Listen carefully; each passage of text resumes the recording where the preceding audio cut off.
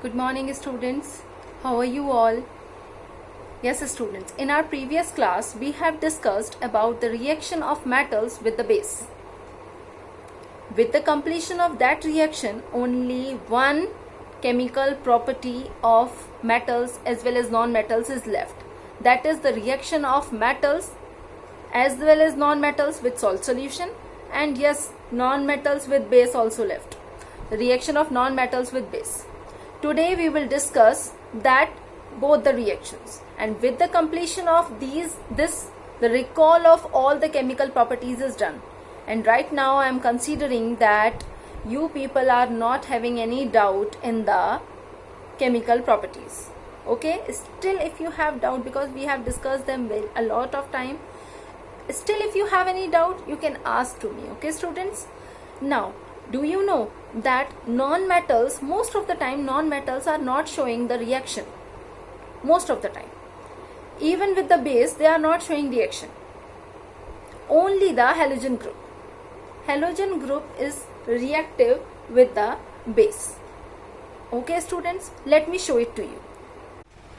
See students, as I told you that only few base are reacting with few non-metals are reacting with base, and they are forming sodium hypochlorite, calcium hypochlorite and sodium hypoiodide.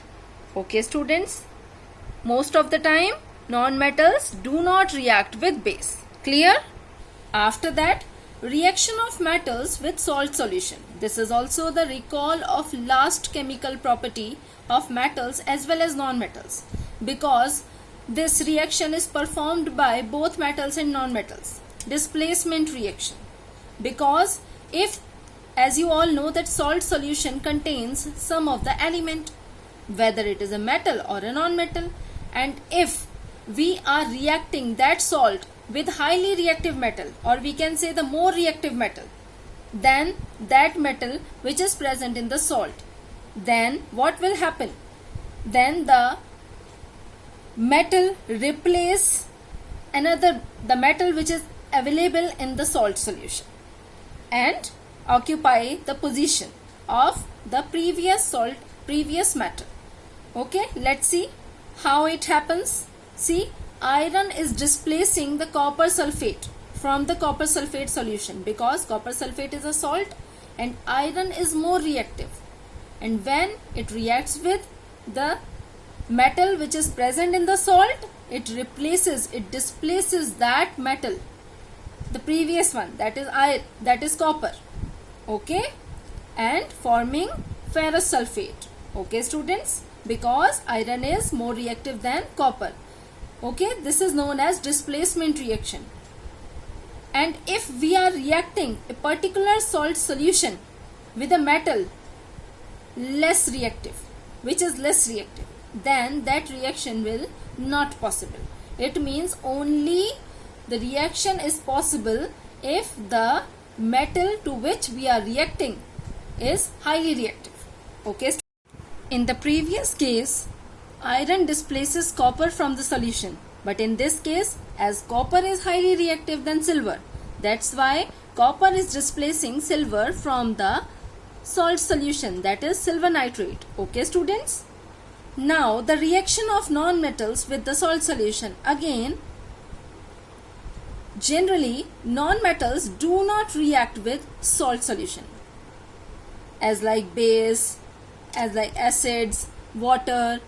Most of the time non-metals are not reacting, but some non-metals like chlorine, fluorine, bromine show displacement reaction with salt solution.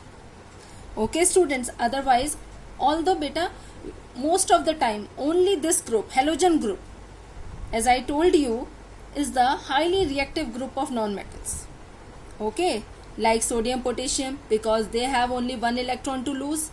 Similarly, in non-metals, this is the group which needs only one electron to complete.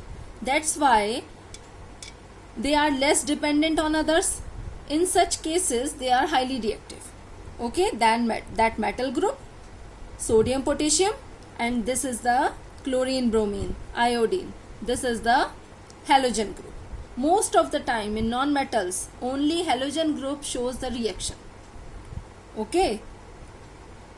Now move towards the classwork, that is very short question answers. As you have done 7, 8 and 9 very short question answer, that we will discuss later on, okay, when their number will come. First of all, what is the use of displacement reaction? Give one use. They want only one use. See students, whenever we need to separate a particular element or metal which is present in the salt, and we want that particular metal separately, then we perform displacement reaction. Okay. Thus, in the extraction of metals, most of the time displacement reaction takes place. Okay. Because to get the separation of that particular metal, we react. We perform the chemical reaction with the highly reactive metal. And what happened? That metal will become separate. This is known as extraction. We can extract iron from its ore, Fe2O3, iron oxide, by heating it with carbon. Okay, by heating it with carbon in giant blast furnace. Beta, why we are using this giant blast furnace? It is a chimney type structure, furnace, in which this reaction can be performed because iron needs very, very, very high temperature to melt. Okay students, that's why we need such type of giant furnace. Now what will happen? The reaction will be like carbon reacts with iron oxide and iron will become separate, carbon dioxide will release. Carbon replaces iron because in the reactivity series carbon lies above the iron. Okay students, see, I am giving you two examples, two uses of displacement reaction. Again, the extraction of metal. Here we are taking the example of chromium, because in the earth nature chromium is available in the form of oxide, chromium oxide, Cr2O3. And again, when it reacts with carbon, what will happen? Chromium will get separate and oxygen released. Okay, liberate. So next very short question, which of these is stored in kerosene? Magnesium, potassium, sodium or carbon? K stands for potassium, Na stands for sodium. Yes, potassium and sodium is stored in kerosene oil. Why? Student, answer is correct, but why? You have to know the reason. Why we are not using that mustard oil or groundnut oil? Because first of all, let me tell you about one thing about the kerosene oil. See students, kerosene oil does not contain oxygen atoms, while rest of the oil are having a moisture content. Moisture content means the presence of water, and which shows the presence of oxygen. And you all know that potassium and sodium are aggressively, spontaneously reacts with water and oxygen. That's why we have to kept them in the kerosene oil. Okay students. Now silver get tarnished due to the presence of moisture in air. Is it true? No. Because silver only get tarnished when atmosphere contains sulfur, pollutant, not moisture. Presence of moisture does not show that the air is polluted. Okay, that's why it is not possible to tarnish the silver. Okay students, getting it? Now which two metals are used for making the alloy of bronze? Bronze alloy. That too given in your book, and you have done this question in your notebook also in table 6.5. That is copper and tin. Can non-metal displace hydrogen from water? Yes. Yes, it is possible to displace hydrogen from the water. Non-metal can displace it. When a highly reactive metal, more reactive than hydrogen, is reacting with water, then what will happen? Hydrogen will get separate. Okay.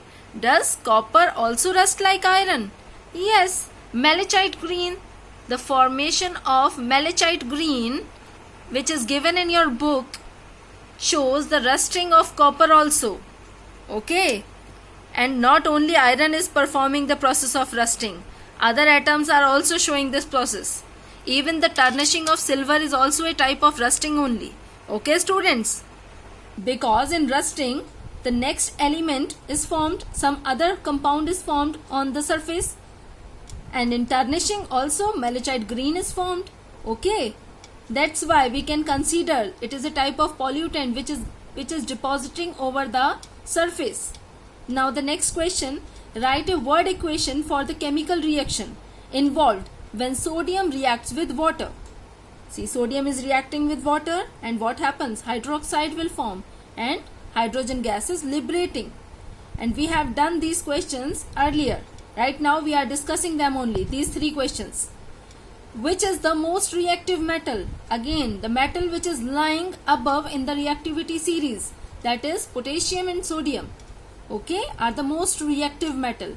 Why we are using these two names? Why we are not considering only potassium? Because students, in some constant, only few points difference are there in between the reactivity of sodium and potassium, although they both are equally reactive.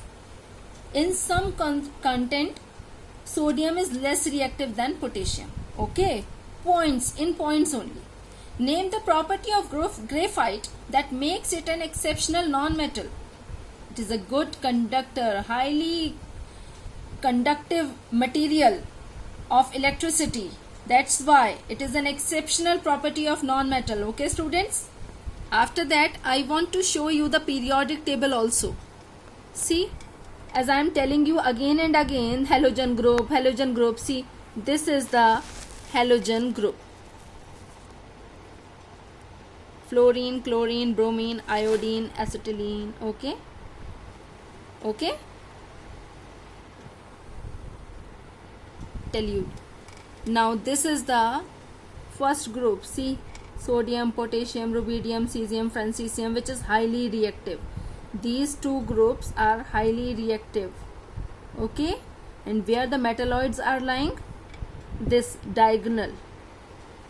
This is the 1, 2, 3 tellurium, acetylene. This diagonal row is the row of metalloids: boron, silicon, acetylene. Okay, tellurium. Now, students, have you enjoyed the lecture? Yes, your very short questions done. Short question, long questions done. If any question left, please inform me once. Okay, if any of the question left, maybe I forget. Okay, we will do that left part in the next class. Only multiple choice question of this chapter is left, and some in-text question that we will do it tomorrow. Okay, in our next class. Okay, students? Till then, have a wonderful day ahead. Thank you, everyone.